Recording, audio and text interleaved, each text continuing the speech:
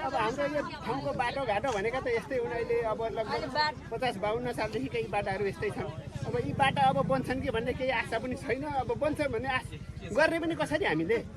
हैन उहाँले त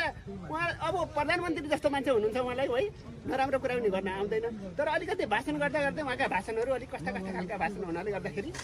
चाहिँ अलिक जनताले अलिकति अप्ठ्यारो केही कोसिस गरेका हुन् कि भन्ने चाहिँ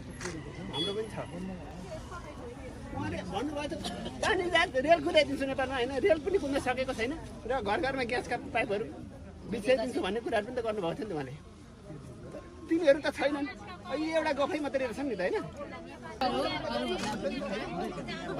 भ्रष्टाचारको अन्त्य हुनु पर्यो भ्रष्टाचारको मुख्य रूपमा पहिलो कुरो भने भ्रष्टाचारको अन्त्य हुनु पर्यो होइन त्यस पछाडि मात्रै विकास भइहाल्छ क्या आफै भ्रष्टाचार चाहिँ अन्त्य हुनु पर्यो अब यो कुरा आए होइन अब धेरै बेरमा उहाँ एकैछिन ल यहाँ बा आउनुहुन्छ आउनु त बा